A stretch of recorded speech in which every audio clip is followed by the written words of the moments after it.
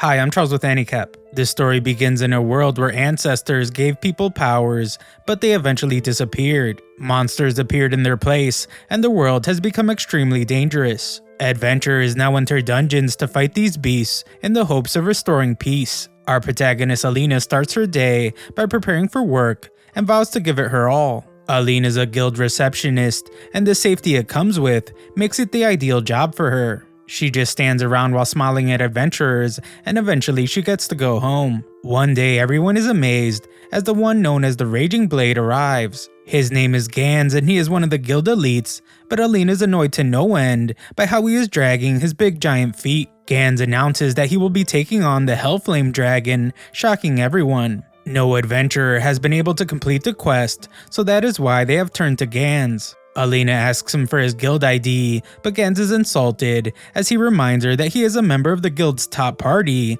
the Silver Sword. Alina gets frustrated because she just wants to do her job, but she hides it and politely explains that to Gans. Gans cleverly tries to show his face instead, but Alina eventually forces him to hand over his ID. With that settled, Alina sees that there is still a super long line, but she reminds herself to put on her customer service face. That night, all the adventurers get hammered at a bar, but Alina's stuck pushing paperwork back at the guild. She wants to clock out and go home, and she imagines all the relaxing things she could do. This procrastinating pro thinks about leaving all this work for future Alina, but she realizes that it will just keep piling up. She wants to make sure that she at least clocks out on time tomorrow, so she slams down some Red Bull and goes into hyperdrive. It turns out that all this overtime is falling on her because of the Hellflame Dragon. Monsters keep appearing out of its dungeon because no one can defeat it. Adventurers will just keep accepting quests to defeat those monsters until someone defeats the boss.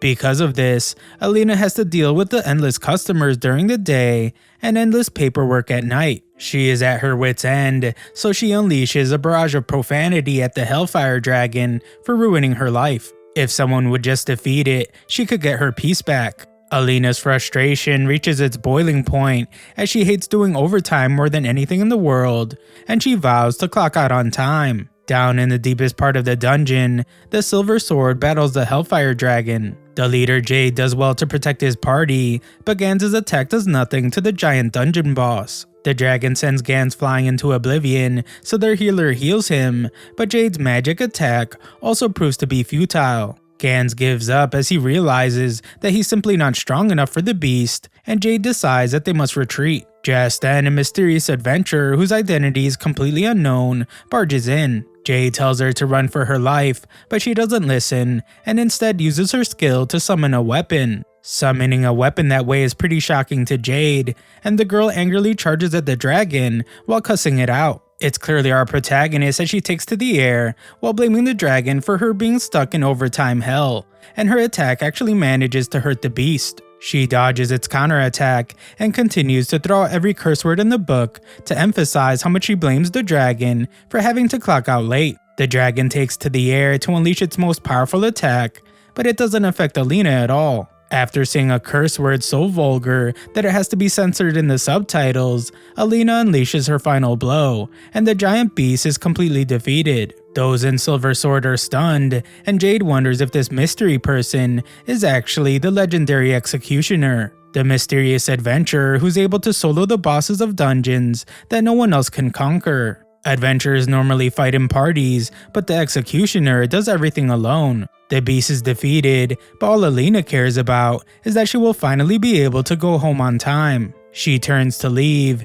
and Jade is shocked to get a glimpse of her face. The next day, Alina is horrified as she has done it again. Her little escapade has landed her in the newspaper. The guild wants to find the Executioner at all costs. Gans is retiring from Silver Sword, so the guild wants her to be Silver Sword's new attacker. Just then, Alina must deny knowing anything about the Executioner. Her buddy Layla is a huge fan, and she is sure that the Silver Sword would be invincible if the Executioner joined. No one knows her identity though, so Layla hopes that she is found soon. Of course, this would be Alina's worst nightmare, because she would be in huge trouble if it got out that she has been soloing dungeon bosses with a fake license card. Guild Receptionist can't have side jobs, and she would be fired immediately. The job does have its downfalls, but it gives Alina great benefits. It provides good security and employment for life. Best of all, she gets to go home at the same time every day, as long as there is no overtime. That's actually why she became a receptionist in the first place, so she refuses to let her life end now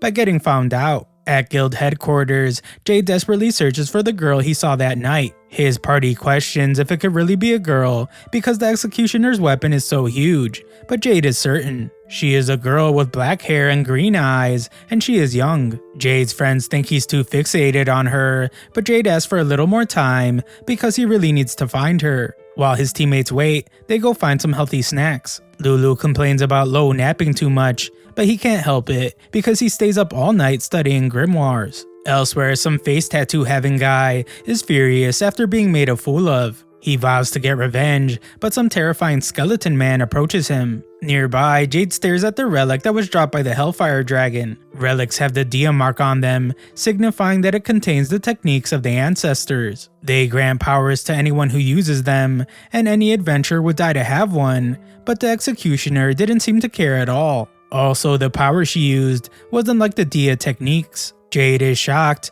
when he thinks she might have what is known as a Dia skill, so he vows to find her no matter what. Just then, a strange wind brings his attention to a girl, and he is shocked to see that she looks just like the executioner. Jade quickly follows her and is in disbelief as she walks into the Adventurers Guild. Inside, Alina is relieved that there aren't many adventurers to deal with today. Jade casually walks in to greet her, but Alina can't understand why Silver Sword's leader is here. She fears that he might be investigating the executioner, and she wonders if he already figured her out. Alina calms herself down as she remembers that her face was covered, and she uses a fake name on her license. There should be no way anyone could find her. Jade explains that he saw someone using an incredible warhammer, and he wonders if she knows anything about it. Of course, Alina denies even knowing the name, and she tries to go ask someone. Jade doesn't let her, however, as he explains that he has really sharp eyes, and he got a good look at the girl's face. Jade already knows Alina's name,